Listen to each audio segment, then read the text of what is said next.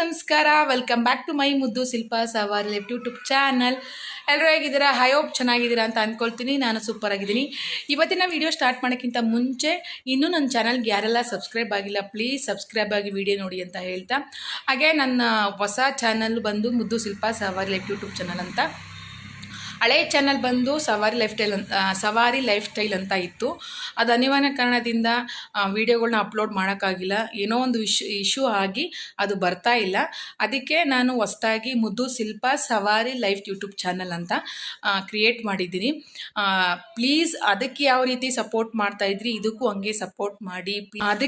ಅದಕ್ಕೆ ಆ ಚಾನಲ್ಗೆ ಯಾವ ರೀತಿ ನೀವು ಸಪೋರ್ಟ್ ಮಾಡ್ತಾಯಿದ್ದೀರಿ ಈಗಲೂ ಇದೇ ಚಾನಲ್ಗೂ ಕೂಡ ಅದೇ ಥರ ಸಪೋರ್ಟ್ ಮಾಡಿ. ನಿಮ್ಮ ಅನಿಸಿಕೆ ಅಭಿಪ್ರಾಯನ ಕಮೆಂಟ್ ಮೂಲಕ ತಿಳಿಸಿ. ತಪ್ಪಿದರೆ ತಿದ್ಕೊಳ್ತೀನಿ. ಏನಾದರೂ ತಪ್ಪಿದರೆ ಕಮೆಂಟ್ ಮೂಲಕ ತಿಳಿಸಿದ್ರೆ ಅದು ನೆಕ್ಸ್ಟ್ ಬ್ಲಾಗಲ್ಲಿ ನಾನು ಸರಿ ಮಾಡ್ಕೊಳ್ತೀನಿ ಅಂತ ಹೇಳ್ತಾ, ಇವತ್ತು ನಾವು ಹೋಗ್ತಾ ಇರೋದು ಅರಮನೆ ಒಳಗಡೆ ಇರುವಂತಹ ಅಕ್ವೇರಿಯಂ, ಅಂದರೆ ಫಿಶ್ದು ಒಂದು ಎಕ್ಸಿಬಿಷನ್ ಥರನೇ ಮಾಡಿದಾರಂತೆ. ಅದಕ್ಕೋಸ್ಕರ ನಾವಿವತ್ತು ಮಕ್ಕಳನ್ನ ಕರ್ಕೊಂಡು ಹೋಗ್ತಾ ಇದ್ದೀನಿ. ತುಂಬ ದಿನದಿಂದ ಹೋಗಬೇಕು ಅಂತ ಅಂದ್ಕೊಂಡಿದ್ದೋ, ಬಟ್ ನಮಗೆ ಟೈಮ್ ಸಿಕ್ಕಿರಲಿಲ್ಲ ಹೋಗೋಕ್ಕೆ. ಅದಕ್ಕೋಸ್ಕರ ಇವತ್ತು ಸಂಡೇ ನಾವು ಫ್ರೀ ಮಾಡಿಕೊಂಡು, ನಮಗೆ ಸಂಡೇ ಯಾವಾಗಲೂ ಫ್ರೀ ಇದ್ದೇ ಇರುತ್ತೆ, ಬಟ್ ನಮಗೆ ಸಂಡೇ ನಾವು ಫ್ರೀ ಮಾಡಿಕೊಂಡು ಇವತ್ತು ಮಕ್ಕಳನ್ನ ಕರ್ಕೊಂಡು ಹೋಗ್ತಾ ಇದ್ದೀನಿ. ತುಂಬ ಸತಿ ಹೋಗಬೇಕು ಅಂತ ಅಂದ್ಕೊಂಡಂಗೆಲ್ಲ ಏನೋ ಒಂದು ಪ್ರಾಬ್ಲಮ್ ಆಗಿ ಹೋಗೋಕ್ಕಾಗ್ತಿರ್ಲಿಲ್ಲ. ಈಗ ಮಗನ್ನ ಆಟಕ್ಕೋಸ್ಕರ ಹೋಗ್ತಾ ಇದ್ದೀವಿ. ಯಾಕೆಂದರೆ ಅವನು ಇನ್ನೊಂದು 3 days 4 daysಲ್ಲಿ ಹಾಸ್ಟ್ಲಿಗೆ ಹೊಟ್ಟೋಗ್ಬಿಡ್ತಾನೆ. ಅದಕ್ಕೋಸ್ಕರ ಯಾವ ಹಾಸ್ಟ್ಲು ಏನು ಪ್ಯಾಕಿಂಗ್ ಎಲ್ಲ ಯಾವ ರೀತಿ ಮಾಡಿದೆ ಅಂತ ನಾನು ನೆಕ್ಸ್ಟ್ ಬ್ಲಾಗಲ್ಲಿ ತಿಳಿಸ್ಕೊಡ್ತೀನಿ. ಈಗ ಸದ್ಯಕ್ಕೆ ನಾನು ಕೂಡ ಫೈನಲಿ ಎಲ್ಲ ಸ್ನಾನ ಮಾಡಿಕೊಂಡು ಫ್ರೆಶಪ್ ಆಗಿ ರೆಡಿಯಾಗಿದ್ದೀನಿ. ಮಕ್ಕಳು ಕೂಡ ರೆಡಿಯಾಗಿ ಕೂತಿದ್ದಾರೆ. ಮಕ್ಕಳು ಕೂಡ ರೆಡಿಯಾಗಿ ಕೂತಿದ್ದಾರೆ. ಮುದ್ದು ನಾಳೆ ಎಲ್ಲೋ ಹೊರಗಡೆ ಹೊಟ್ಟೋಗ್ಬಿಟ್ಟ. ಇಲ್ಲ ಇದೆಯಾ? ಅವನು ಶೂ ಹಾಕೋತಾ ಇದ್ದಾನೆ, ನೋಡ್ತಾ ಇರ್ಬೋದು. ಇನ್ನೊಂದು 3 days ಅಷ್ಟೇ ಅಲ್ಲವ್ವ, ಹಾಸ್ಟ್ಲಿಗೆ ಹೊಟ್ಟೋಗ್ಬಿಡ್ತಾನೆ. ನೋಡಿ ನಾಚ್ಕೋತಾ ಇದ್ದಾನೆ. ಅವರಪ್ಪ ಕಾರ್ ತರಕ್ಕೆ ಹೋಗಿದ್ದಾರೆ. ಹಾಗೆ ಸಾರಿ, ನಾನು ಫಸ್ಟು ಮಾತಾಡ್ಬೇಕಾದ್ರೆ ಹೇಳಿದರೆ ಅರಮನೆ ಒಳಗಡೆ ಅಂತ. ಅರಮನೆ ಒಳಗಡೆ ಅಲ್ಲ, ವಸ್ತು ಪ್ರದರ್ಶನ ಎಕ್ಸಿಬಿಷನ್ ಶೋ ನಡೀತದಲ್ಲ, ಅಲ್ಲಿ ಮರ್ಮೈಡ್ ಶೋ ನಡೆಸ್ತಾ ಇರೋದು. ಸುಮಾರು ಐಟಮ್ಗಳು, ಸುಮಾರು ಸೀರೆ ಆಗಿರ್ಬೋದು, ಪ್ರತಿಯೊಂದನ್ನು ಕೂಡ ಎಲ್ಲನೂ ಅಲ್ಲಿ ಇಟ್ಟಿದ್ದಾರೆ. ಅದನ್ನು ನೋಡೋಕೆ ಹೋಗ್ತಾ ಇರೋದು. ಈಗ ನಿಮಗೆ ತೋರಿಸ್ತಾ ಇರೋದು ಆಲ್ಮೋಸ್ಟು ಎಲ್ಲ ಮಗನ ಹಾಸ್ಟ್ಲಿಗೆ ಏನೇನು ಬೇಕು ಎಲ್ಲನೂ ತಂದು ಆ ರೀತಿ ಜೋಡಿಸಿದ್ದೀನಿ. ಅದನ್ನು ನಾನು ಒಂದು ಲೀಸ್ಟಾಗಿ ಜೋಡಿಸ್ಕೊಂಡು ಐಟಮ್ಗಳೆಲ್ಲ ಇದೆಯಾ ಅಂತ ಕರೆಕ್ಟ್ ಚೆಕ್ ಮಾಡಿ ಪ್ಯಾಕಿಂಗ್ ಮಾಡಬೇಕು. ಅದು ನೆಕ್ಸ್ಟ್ ಬ್ಲಾಗಲ್ಲಿ ತೋರಿಸ್ತೀನಿ. ಬೆಲ್ಟ್ ಬೇಡ, ಅದೇ ಕರೆಕ್ಟಾಗಿ ಕೂರುತ್ತಲ್ಲ. ಸರಿ, ಓಕೆ. ಫೈನಲಿ ನಾನು ರೆಡಿಯಾಗಿದ್ದೀನಿ, ಬನ್ನಿ ಹೋಗೋಣ. ಫೈನಲಿ ನಾವು ರೆಡಿಯಾಗಿ ಹೊರಟು ಅಷ್ಟರಲ್ಲಿ ಅವ್ರ ಅಪ್ಪನೂ ಕೂಡ ಕಾರ್ ತೊಗೊಂಡು ಬಂದರು. ವಾಟರ್ ಕ್ಯಾನ್ ನೀರಿರಲಿಲ್ಲ ಅಂತ ಹೇಳ್ಬಿಟ್ಟು ನಲ್ಲಿ ನೀರು ಹಿಡ್ಕೊಳ್ತಾ ಇದ್ದೋ. ನಮಗೆ ಎಲ್ಲಾದರೂ ಹೊರಗಡೆ ಹೋಗಬೇಕು ಅಂದರೆ ನಾವು ಬೇಗ ಹೊರಟೋಗ್ಬಿಡ್ತೀವಿ. ಮಕ್ಕಳನ್ನ ಹೊಂದಿಸ್ಕೊಂಡು ಕರ್ಕೊಂಡು ಹೋಗ್ಬೇಕು ಅಂದರೆ ಒಂದು ಸ್ವಲ್ಪ ಕಷ್ಟ. ಅವ್ರು ಅದು ಬೇಡ, ಇಲ್ಲಿಗೆ ಹೋಗಬೇಕು ಅಲ್ಲಿಗೆ ಹೋಗಬೇಕು ಅಂತಾರೆ. ನಾವು ಮಕ್ಕಳನ್ನ ಹೊರಗಡೆ ಕರ್ಕೊಂಡು ಹೋಗೋದು ಒಂದು ಸ್ವಲ್ಪ ಕಮ್ಮಿನೇ. ಏಕೆಂದರೆ ಈಗಲೇ ನಾವು ಅವ್ರಿಗೆ ಎಲ್ಲನೂ ಹೊರಗಡೆ ಕರ್ಕೊಂಡೋಗಿ ಸೋಕಿ ಮಾಡಿಸಿದ್ರೆ ಅವರು ಮುಂದಕ್ಕೆಲ್ಲ ಈಸಿಯಾಗಿ ಸಿಕ್ಬಿಡುತ್ತೆ ಅಂತ ಅಂದ್ಕೊಂಡ್ಬಿಡ್ತಾರೆ. ಅದಕ್ಕೋಸ್ಕರ ನಾವು ಜಾಸ್ತಿ ಹೊರಗಡೆ ಕರ್ಕೊಂಡು ಹೋಗಲ್ಲ. ಈ ಫಿಲಾಮು ಅಂದರೆ ಹೊರಗಡೆ ಏನಾದರೂ ಇರೋದಕ್ಕೆಲ್ಲ ಅಂತೂ ಕರ್ಕೊಂಡೇ ಹೋಗಲ್ಲ. ಅಪರೂಪ ನಾವು ಕರ್ಕೊಂಡು ಹೋಗೋದು. ಈ ರೀತಿ ಏನಾದರೂ ಎಕ್ಸಿಬಿಷನಲ್ಲಿ ಅಥವಾ ಈ ರೀತಿ ಏನಾದರೂ ಮಕ್ಕಳಿಗೆ ಸಂಬಂಧಪಟ್ಟದ್ದು ಏನಾದರೂ ಮಡಗಿದ್ರೆ, ಅಂದರೆ ಅದು ಎಕ್ಸಿಬಿಷನ್ ಥರ ಶೋ ಮಾಡಿದರೆ ಈ ರೀತಿ ಕರ್ಕೊಂಡು ಹೋಗ್ತೀವಿ. ಇದು ಯೂಸಬಲ್ ಆಗಬೇಕು ನಮಗೆ. ಈಗ ನಾವು ಮರ್ಮೇಡ್ಗೆ ಕರ್ಕೊಂಡು ಹೋಗಬೇಕು, ನಾವು ಫಿಶ್ ಶೋದೆಲ್ಲ ಕರ್ಕೊಂಡು ಹೋಗಬೇಕು ಅಂತ ನಾವೆಲ್ಲ ಅಂದ್ಕೊಳ್ತೀವಿ, ಅಲ್ಲೆಲ್ಲ ಕರ್ಕೊಂಡು ಹೋಗಲ್ಲ. ಈ ರೀತಿ ಬಂದಾಗ ಮಕ್ಳಿಗೂ ಖುಷಿ ಆಗುತ್ತೆ. ಅದ್ರಲ್ಲಿ ನನ್ನ ಮಗನಿಗೆ ಸಿಕ್ಕಾಪಟ್ಟೆ ಖುಷಿ. ಬಂದ ತಕ್ಷಣ ಅವ್ರ ಅಪ್ಪ ಕಾರ್ ಪಾರ್ಕಿಂಗ್ ಹೋಗೋಷ್ಟರಲ್ಲಿ ಪಾನಿಪುರಿ ತಿನ್ನಬೇಕು ಅಂತ ಅಂದ. ಅಲ್ಲಿ ಇರಲಿಲ್ಲ ಅಂತೇಳಿ ಗೋಲ್ಗಪ್ಪ ನೋಡ್ಬಿಟ್ಟು ಗೋಲ್ಗಪ್ಪ ತಿನ್ನಬೇಕು ಅಂತ ಅಂದ. ಸರಿ, ಇನ್ನೇನು ಮಕ್ಕಳು ಕೇಳಿದ ತಕ್ಷಣ ಕೊಡಿಸ್ಲೇಬೇಕು, ಇಲ್ಲಾಂದರೆ ಮುನ್ಸ್ಕೋತಾರೆ ಅಂತ ಹೇಳಿ ಅವರು ಗೋಲ್ಗಪ್ಪನ ಕೊಡಿಸ್ದೆ ಇಬ್ರಿಗೂ. ಹಾಗೆ ನನಗೂ ಕೂಡ ಹಾಕಿದ್ರು. ತಿನ್ನು ಮಮ್ಮಿ ಅಂತ ಹೇಳ್ಬಿಟ್ಟು ಇಬ್ಬರು ಒಂದೊಂದು ಕೊಟ್ಟರು, ತಿಂದ್ಕೊಂಡು. ಅದಾದಮೇಲೆ ನಾವು ಟಿಕೆಟ್ ತಗೊಳ್ಳೋಕ್ಕೆ ಅಂತ ಬಂದು, ನನ್ನ ಮಗನಿಗೆ ಒಂಥರ ಖುಷಿ ಸಿಕ್ಕಾಪಟ್ಟೆ. ನಾನು ಈ ಫಿಶ್ ನೋಡ್ತೀನಿ ಯಾವ ರೀತಿ ಒರಿಜಿನಲ್ಲ ಏನು ಅಂತ ಕುತೂಹಲದಿಂದ ಕೇಳ್ತಾನೆ ಇರ್ತಾನೆ. ನಾವು ಎಂಟ್ರಿಲೇ ತೊಗೊಂಡ್ಬಿಟ್ಟು ಮರ್ಮೇಡ್ ಶೋ ಮತ್ತು ಟಿಕೆಟ್ ಒಳಗಡೆ ಹೋಗೋಕ್ಕೆ ಎಕ್ಸಿಬಿಷನ್ ಒಳಗಡೆ ಹೋಗೋಕ್ಕೆ ₹100 ಒಬ್ಬರಿಗೆ ತಗೊಳ್ತಾರೆ. ಅಲ್ಲಿಗೆ ನಾವು ಒಬ್ಬರಿಗೆ ₹100, ನಾನು 4 ಜನ ಇದ್ದು ₹400 ತಗೊಂಡ್ರು. ಅಲ್ಲಿ ನಾವು ಮರ್ಮೇಡ್ ಶೋಗೆ ಹೋಗ್ಬೇಕಾದ್ರೆ ಈ ಟಿಕೆಟ್ ತೋರಿಸಿದ್ರೆ ಸಾಕು. ಅಂದರೆ ಇಲ್ಲಿ ಎಂಟ್ರಿಗೆ ₹50, ಮರ್ಮೇಡ್ ಶೋಗೆ ₹50 ಇರುತ್ತೆ. ನಾವು ಒಟ್ಟಿಗೆ ಇಲ್ಲೇ ಟಿಕೆಟ್ ಹೊರಗಡೆನೇ ಕೊಡ್ತಿದ್ರು ಅಂತ ಹೇಳಿ ಹೊರಗಡೆನೇ ತೊಗೊಂಡ್ಬಿಟ್ಟು ತಗೊಂಡಾದ್ಮೇಲೆ ಸುಮಾರು ಐಟಮ್ಗಳು ಎಕ್ಸಿಬಿಷನಲ್ಲಿ ಯಾವ ರೀತಿ ಇಟ್ಟಿರ್ತಾರೆ ಸುಮಾರು ಐಟಮ್ಗಳು ಇದೇ ಥರ ಇಟ್ಟಿದ್ರು. ಬ್ಯಾಗ್ಸು, ಬ್ಯಾಂಗಲ್ಲು, ಮನೆಗೆ ಸಂಬಂಧಪಟ್ಟ ವಸ್ತುಗಳಾಗಿರ್ಬೋದು, ಬೆಲ್ಟು ಎಲ್ಲನೂ ಇಟ್ಟಿದ್ರು. ಅವನಿಗೆ ಬೆಲ್ಟ್ ಅವಶ್ಯಕತೆ ಇತ್ತು ಅಂತ ಹೇಳಿ ಬೆಲ್ಟ್ ಚೆನ್ನಾಗಿದೆ ಅಂತ ಹೇಳಿ ಅವ್ರ ಅಪ್ಪನೂ ಅವ್ರ ಮಗನೂ ಇಬ್ಬರು ಒಂದೊಂದು ತಗೊಂಡ್ರು. ಅದಾದಮೇಲೆ ನನ್ನ ಮಗ ಏನು ಕಾರ್ ತಗೋಬೇಕು ಅಂತ ಅಂದ್ಬಿಟ್ಟು ಕರ್ಕೊಂಡು ಹೋದ. ಬಟ್ ನಾವು ಅವ್ನ ಹಾಸ್ಟ್ಲಿಗೆ ಕಳಿಸಿದ್ಮೇಲೆ ಅದೆಲ್ಲ ಯೂಸ್ ಆಗಲ್ಲ ಅಂತ ಹೇಳಿ ಬೇಡ ಅಂತೇಳಿ ಸಮಾಧಾನ ಮಾಡ್ಕೊಂಡು ಕರ್ಕೊಬಂದೆ. ಕರ್ಕೊಂಡು ಬಂದ ತಕ್ಷಣ ನೋಡ್ತಾ ಇರ್ಬೋದು ನೀವು, ಅಲ್ಲಿ ಗೇಮ್ಗಳು ನೋಡಿದ ತಕ್ಷಣ ಅದಾಡ್ತೀನಿ, ಈ ಆಟ ಆಡ್ತೀನಿ ಅಂತ ಹೇಳ್ತಾನೆ ಇದ್ದ. ಅಂಥದ್ರಲ್ಲೂ ಅವನು ಒಂದು ಬಾಲ್ ಕೊಡ್ತಾರೆ, ಆ ಬಾಲ್ಗೆ ಹಾಕಿ ಚೊಂಬ್ಗೆ ಹೊಡಿಬೇಕು. ಅದನ್ನೆಲ್ಲ ಮೂರನ್ನು ಬೀಳಿಸಿದ್ರೆ ಗಿಫ್ಟ್ ಕೊಡ್ತಾರೆ, ಇಲ್ಲ ಅಂದರೆ ಇಲ್ಲ. ₹30 ಟಿಕೆಟ್ ತೊಗೊಂಡ್ರೆ ₹100 ಕೊಡ್ತೀವಿ ಅದು ಬೀಳಿಸಿದ್ರಿ ಅಂತ ಹೇಳಿದ್ರು. ಬೇಡ ಕಣೋ ಅಂತ ಹೇಳಿದ್ರು, ಕೇಳಲಿಲ್ಲ. ಚರ್ಚೆ ಮಾಡಿ ನಾನು ಆಡಲೇಬೇಕು ಅಂತ ಹೇಳಿ ತಗೊಂಡ. ಬಟ್ ಅವನು ಅದ್ರಲ್ಲಿ ಗೆಲ್ಲಿಲ್ಲ. ತುಂಬ ಬೇಜಾರಾಯಿತು. ಒಂದು ಬಾಲ್ಗೆ ಒಂದೇ ಸತಿ ₹30 ಒಂದೇ ಬಾಲು. ತುಂಬ ಬೇಜಾರಾಯಿತು. ತಿನ್ನೋ ಉಣ್ಣೋದ್ರಲ್ಲಿ ಬೇಕಾದ್ರೆ ಕೊಡಿಸ್ಬಿಡ್ಬೋದು ಮಕ್ಕಳಿಗೆ, ಈ ರೀತಿ ಎಲ್ಲ ವೇಸ್ಟ್ ಇದು. ಏಕೆಂದರೆ ಅದು ಆಗಲ್ಲ. ಅದು ಏನೇ ಒಂದು ದೊಡ್ಡವ್ರ ಕೈಲೇ ಆಗಲಿಲ್ಲ. ಅಲ್ಲಿ ಆ ಹುಡುಗ 3 ಸತಿನೂ ಆಡ್ತಾ ಹುಡುಗ 3 ಸತಿನೂ ಫೇಲ್ಯೂರ್ ಆಯಿತು. ಬೇಡಕ್ಕಪ್ಪ ಅಂತ ಹೇಳಿದ್ರು ಕೇಳ್ದೇ ಅವ್ರ ಅಪ್ಪನ ಕೈಲಿ ಹಠ ಮಾಡಿ ತಗೊಂಡು ಸೋತ. ಅವನು ವೀಡಿಯೋ ಮಾಡೋಕ್ಕಾಗಲಿಲ್ಲ. ಬೇಡ ಅಂತ ಹೇಳ್ಬಿಟ್ಟು ಅಳ್ತಿದ್ದ. ವೀಡಿಯೋ ಮಾಡಿದ್ರೆ ನಾನು ಆಡಲ್ಲ ಅಂದ್ಬಿಟ್ಟು. ಸರಿ ಅಂದ್ಬಿಟ್ಟು ಸೋತ್ಬಿಡ್ತೀನಿ ಅನ್ನೋ ಭಯ ಇರುತ್ತಲ್ಲ ಅವನಿಗೆ, ಅದಕ್ಕೆ ವೀಡಿಯೋ ಮಾಡಬೇಡ ಮಮ್ಮಿ ಅಂತ ಅಂದ. ಸರಿ ಬೇಡ ಬಿಡಿ ಮುನ್ಸ್ಕೊಳ್ತಾನೆ ಅಂತ ಹೇಳಿ ಎಲ್ಲ ಸುತ್ತಾಡ್ಕೊಂಡು ನೋಡಿಕೊಂಡು ನಾವು ಮರ್ಮೇಡ್ ಶೋಗೆ ಬಂದು, ಅವನಿಗೆ ಒಳಗಡೆ ಏನು ಕುತೂಹಲ ಜಾಸ್ತಿ ಅಂತ ಹೇಳಿದರೆ, ಒಳಗಡೆ ಇರೋ ಮೀನು ಒರಿಜಿನಲ್ ಮೀನು, ಅದು ಹುಡುಗಿ ವೇಷ ಹಾಕ್ಕೊಂಡಿರೋದು ಅಂತ ನಾವು ಹೇಳ್ತಾ ಇದ್ದಿಲ್ಲ. ಒರಿಜಿನಲ್ ಮಮ್ಮಿ ಮೀನು ಒರಿಜಿನಲ್ಲೇ ಇರ್ಬೋದು ಅಂತ ಅವನಿಗೆ ಮೈಂಡಲ್ಲಿ ಕುತೂಹಲ ಜಾಸ್ತಿ. ಒರಿಜಿನಲ್ ಎಲ್ಲಿ ಬರುತ್ತೆ ಪಾಪ, ಆ ರೀತಿ ಎಲ್ಲ ಬರಲ್ಲ. ಅವರು ಸ್ವಿಮ್ಮಿಂಗು ಎಲ್ಲ ಕಲ್ತಿರ್ತಾರೆ, ಆ ರೀತಿ ಹಾಕಿ ನಮಗೆ ಶೋ ಮಾಡ್ತಾರೆ ಅಂತ ಹೇಳಿ ಅಂದದಕ್ಕೆ ಆಮೇಲೆ ಹೌದಾ ಅಂತ ಕೇಳ್ಬಿಟ್ಟು ನೋಡ್ತಾ ಇದ್ದ. ಸಿಕ್ಕಾಪಟ್ಟೆ ಖುಷಿನೂ ಪಟ್ಟ. ಅಂದರೆ ನಾವು ಫಸ್ಟ್ ಈ ಎಕ್ಸಿಬಿಷನ್ ಒಳಗಡೆ ಒಂದ್ಸತಿ ಬಂದಿದ್ದೋ, ನಾನು ಮತ್ತು ನಮ್ಮ ಹಸ್ಬೆಂಡ್ ಇಬ್ಬರು ಬಂದು ನೋಡ್ಕೊಂಡು ಹೋದಾಗ ಈ ರೀತಿ ಏನು ಇರಲಿಲ್ಲ, ಸುಮಾರು ಐಟಮ್ಗಳಿದ್ದು ಅಷ್ಟೇ. ಬಟ್ ಈಗ ಇಲ್ಲಿಗೆ ಬರೋಕ್ಕೆ ಈ ಜನ ಸಿಕ್ಕಾಪಟ್ಟೆ ಜನ ಇತ್ತು, ಸಿಕ್ಕಾಪಟ್ಟೆ ಕ್ರೌಡ್ ಇತ್ತು. ಏನಕ್ಕಪ್ಪ ಅಂದರೆ ಈ ಮರ್ಮೇಡ್ ಶೋನ ಅಂದರೆ ಎಕ್ಸಿಬಿಷನ್ ಶೋ ಅಲ್ಲಿ ಮರ್ಮೇಡ್ ಶೋನ ಯಾವಾಗ ಪ್ರಾರಂಭ ಮಾಡಿದ್ರು ಅವಾಗಲಿಂದ ಸಿಕ್ಕಾಪಟ್ಟೆ ಜನ ರಸ್ ಆಗಿದ್ದಾರೆ. ಮಕ್ಕಳನ್ನ ಕರ್ಕೊಂಡು ಇದು ನೋಡಬೇಕು ಅಂತಲೇ ಇದಕ್ಕೋಸ್ಕರನೇ ಬರ್ತಿದ್ರು ಅಲ್ಲಿ.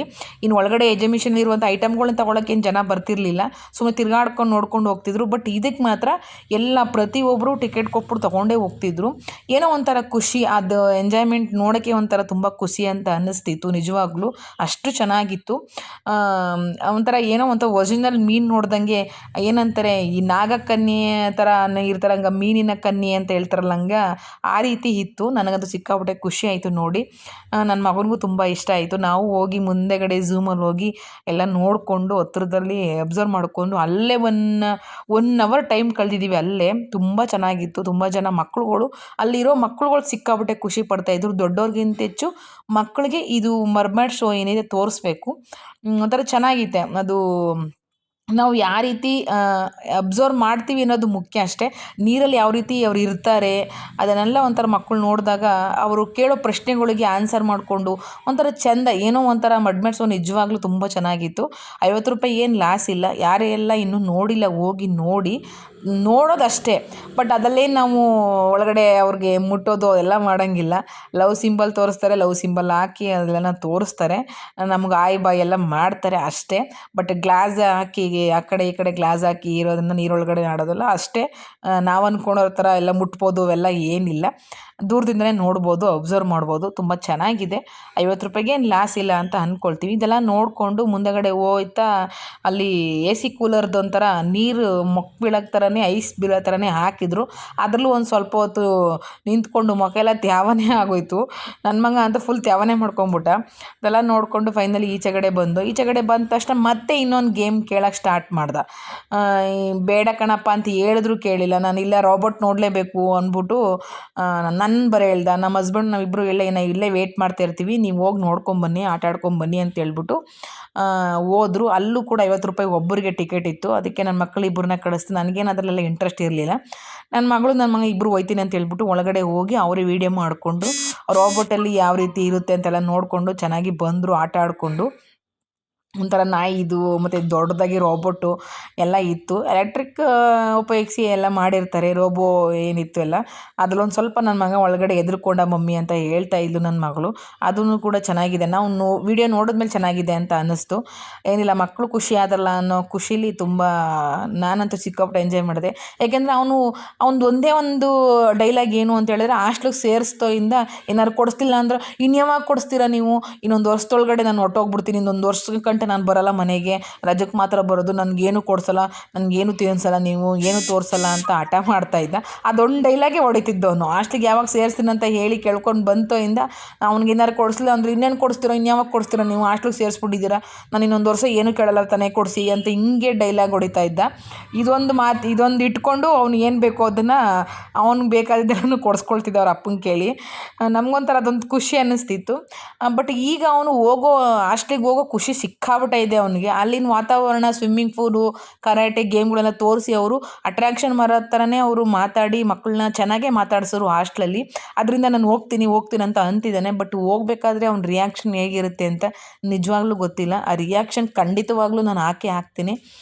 ಇಲ್ಲಿದ್ದಾಗ ನಾನು ಹೋಗ್ತೀನಿ, ನಿಮ್ಮ ಕಾಟ ತಪ್ಪುತ್ತೆ, ಹೊಡೆಯೋದು ತಪ್ಪುತ್ತೆ ಅಂತ ಹೇಳ್ತಾನೆ. ನಾವು ಹೊಡೆಯೋದು ಬಡಿಯೋದೆಲ್ಲ ಮಕ್ಕಳು ವಿದ್ಯೆ ಬುದ್ಧಿ ಕಲೀಲಿ ಅನ್ನೋದಕ್ಕೋಸ್ಕರ ಅಷ್ಟೇ, ಚೆನ್ನಾಗಿ ಓದಲಿ ಅನ್ನೋದಕ್ಕೋಸ್ಕರ. ಬಟ್ ಅವನು ಹಾಸ್ಟ್ಲಿಗೆ ಹೋಗೋ ಕ್ಯೂರಿಯಾಸಿಟಿ ತುಂಬ ಇದೆ. ಬಟ್ ಅಲ್ಲಿಗೆ ಹೋದ್ಮೇಲೆ ಹೆಂಗಿರ್ತಾನೆ, ಹೋಗೋ ಟೈಮಲ್ಲಿ ಯಾವ ರೀತಿ ಇರ್ತಾನೆ ಅಂತ ನನಗಂತೂ ಗೊತ್ತಿಲ್ಲ. ನಮಗೆ ಇಲ್ಲಿ ತಡ್ಕೊಳಕ್ಕೆ ಆಗ್ತಿರ್ಲಿಲ್ಲ. ಅವ್ನು ಹೊರ್ಟೋಗ್ಬಿಡ್ತಾನೆ ಅನ್ನೋ ಒಂದು ಸತಿ ಬೇಜಾರು. ಅವನ ಎದುರುಗಡೆ ನಾವು ತೋರಿಸ್ಕೊಂಡಿಲ್ಲ. ಯಾಕಂದರೆ ನಾವು ಸೈಲೆಂಟ್ ಆಗಿಬಿಟ್ರೆ ಅವನು ಅಳಕ್ಕೆ ಸ್ಟಾರ್ಟ್ ಮಾಡ್ತಾರೆ ಅಂಥೇಳಿ ಯಾವತ್ತೂ ನಾವು ಒಳ್ಳೇದಾಗಲಿ, ಹೋಗಿದ್ದು ಬಪ್ಪ, ಖುಷಿ ಬಂತು, ಚೆನ್ನಾಗಿ ಓದ್ಕಪ್ಪ ಅಂತ ಹಿಂಗೆ ಹೇಳ್ತಿದ್ದೋ. ಅದೆಲ್ಲ ಈಚೆಗೆಲ್ಲ ಏನು ರೋಬೋಟ್ದೆಲ್ಲ ನೋಡಿಕೊಂಡು ಮಕ್ಕಳು ಫೈನಲಿ ಹೊರಗಡೆ ಬಂದರು. ರೋಬೋಟ್ ನೋಡಿಕೊಂಡು ಹೊರಗಡೆ ಬಂದ ತಕ್ಷಣ ಆಟಗಳು ನೋಡು, ಮತ್ತೆ ಆಟಗಳು ಆಡಿಸು ಅಂತ ಅವ್ರ ಅಪ್ಪನ್ನ ಗೋಗರಿತಿದ್ದ. ಅವ್ರ ಅಪ್ಪ ಆಲೇ ಕಂಡೀಷನ್ ಹಾಕಿದ್ರು, ಹೊರಗಡೆ ಬಂದಾಗ ನಾನು ಅದು ಇದು ಕೇಳಿದ್ರೆ ನಾನು ಆಟ ಆಡಿಸಲ್ಲ, 2 ಆಟ ಆಡಿದಿರಿ, ಅದು ನೋಡಿಕೊಂಡು ಬನ್ನಿ ಮನೆಗೆ ಹೋಗೋಣ ಅಂತ ಹೇಳಿದ್ರು.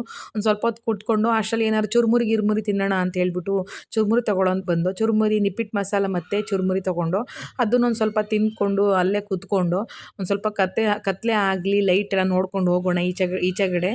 ತುಂಬ ದಿನದಿಂದ ಆ ಕಡೆ ಬ್ಯಾಕ್ ಸೈಡಿಂದ ಬಂದಿದ್ದು, ಫ್ರಂಟಲ್ಲಿ ಯಾವತ್ತೂ ಬಂದಿರಲಿಲ್ಲ. ಏನು ಎಜುಮಿಷನ್ ಮಾಡಿದಾಗೂ ಕೂಡ ಆ ಕಡೆಯಿಂದನೇ ಬರ್ತೀವಿ, ಹತ್ರ ಆಗುತ್ತೆ ಅಂತ. ಈ ಕಡೆಯಿಂದ ಬಂದಿಲ್ಲ ಅಂತ ಹೇಳಿ ಲೈಟ್ ಎಲ್ಲ ಹಾಕಿದ್ಮೇಲೆ ನೋಡ್ಕೊಂಡು ಹೋಗೋಣ ಅಂತ ಹೇಳ್ಬಿಟ್ಟು ಆ ಚುರುಮುರಿ ಎಲ್ಲ ತಿಂದ್ಕೊಂಡು ನಾವು ಈಚೆಗಡೆ ಬಂದು, ಅಷ್ಟರಲ್ಲಿ ಅವನು ಕೂಡ ಸೊಂಪ ಪುಡಿ ತಿನ್ನಬೇಕು, ಸರ್ಕಲ್ ಸುತ್ತಿರೋದು ಅಂತ ಹೇಳಿ ಅದನ್ನು ಕೂಡ ಅವ್ರ ಅಪ್ಪನ ಕೈಲಿ ತೆಗೆಸ್ಕೊಂಡ. ಈಚೆಗಡೆ ಬರೋಷ್ಟರಲ್ಲಿ ನಾವು 7:30 ಆಗಿತ್ತು. ಲೈಟ್ ಎಲ್ಲ ಹಾಕಿದ್ರು. ಆ ಲೈಟ್ ಹಾಕಿದ್ಮೇಲೆ ನೋಡೋಕ್ಕೆ ಒಂಥರ ಚೆಂದ. ಈಚೆಗಡೆಯಿಂದ ಫ್ರಂಟಲ್ಲಿ ನಾವು ಸುಮಾರು ದಿನವೇ ಆಗಿತ್ತು ನಾವು ನೋಡಿ, ತುಂಬ ಚೆನ್ನಾಗಿ ಕಾಣಿಸ್ತಾ ಇತ್ತು. ಸಿಕ್ಕಾಪಟ್ಟೆ ಖುಷಿನೂ ಆಯಿತು. ಆ ಕಾರ್ ನೋಡ್ಬಿಟ್ಟು ಪಾಪ ಒಂದೇ ಒಂದು ಸತಿ ರೌಂಡ್ ಓಡಿಸು ಅಂತ ದೊಡ್ಡ ಕಾರಲ್ಲೇ ರೌಂಡ್ ಓಡಿಸ್ತೀನಿ, ಚಿಕ್ಕ ಕಾರ್ ಏನು ಅಂತ ಹೇಳ್ಬಿಟ್ಟು ಅವ್ರ ಅಪ್ಪ ರೇಗಿಸ್ಬಿಟ್ಟು ಕರ್ಕೊಂಡು ಹೋದರು. ಮನೇಲೇನು ಅಡುಗೆ ಮಾಡೋದು ಬೇಡ ಅಂತ ಹೇಳಿ ಹೋಟ್ಲಿಗೆ ಕರ್ಕೊಂಡು ಹೋದರು. ಹೋಟ್ಲಿಗೆ ಹೋಗ್ಬಿಟ್ಟು ನಾವು ಮಶ್ರೂಮ್ ಕರಿ ಮತ್ತು ಪನ್ನೀರು ರೋಟಿ ಕರಿ ತೊಗೊಂಡು, ನನ್ನ ಮಗನಿಗೆ ಮಶ್ರೂಮ್ ಅಂದರೆ ಸಿಕ್ಕಾಪಟ್ಟೆ ಇಷ್ಟ. ಅವರು ಅದನ್ನೇ ತಗೊಳ್ತೀನಿ ಅಂತ ಹೇಳ್ಬಿಟ್ಟು ಪನ್ನೀರು ಮತ್ತು ಮಶ್ರೂಮ್ ತೊಗೊಂಡ್ರು. ಫೈನಲಿ ತಿಂದ್ಕೊಂಡು ನಾವು ಮನೆಗೆ ಬಂದ ತಕ್ಷಣ ಬಟ್ಟೆ ಬಿಚ್ಚಾಕ್ಬಿಟ್ಟು ಆಟ ಆಡ್ತಾ ಇದ್ದ. ಅಷ್ಟೆಲ್ಲ ಕೊಡಿಸಿ ಅಷ್ಟೆಲ್ಲ ತಿನ್ನಿಸಿ ಉಣಿಸಿ ಮಾಡಿಸಿದ್ರು ನನಗೇನು ಕೊಡಿಸಿಲ್ಲ ನೀವು, ನನಗೇನು ಆಟ ಆಡಿಸಿಲ್ಲ. ಅವ್ನು ಇಷ್ಟಪಟ್ಟಿದ್ದೇನಾದ್ರು ಆಟ ಆಡಿಸ್ಲಿಲ್ಲ ಅಂತ ಹೇಳಿದ್ರೆ ಅವ್ನು ಏನೂ ಮಾಡೇ ಇಲ್ಲ ಅಂತ ಹೇಳ್ತಾನೆ. ಸರಿ ಅಂತೇಳಿ ಹೆಂಗಾರ ಅಂದ್ಕೊಳ್ಳಿ ಅಂತ ಹೇಳಿ ನಾವೇನು ಬೇಜಾರೇ ಮಾಡ್ಕೊಳ್ಳಿಲ್ಲ. ಅವ್ನು ಯಾವಾಗಲೂ ಇದ್ದದ್ದಷ್ಟೇ. ಅವನಿಗೆ ಆ ಕಾರಂದು ಈಚೆಗಡೆ ರೌಂಡ್ ಓಡಿಸ್ಬೇಕಿತ್ತು, ಅಲ್ಲಿಗೆ ರೌಂಡ್ ಓಡಿಸಿದ್ರೆ ಅವನು ಖುಷಿ ಪಟ್ಬಿಡೋನು.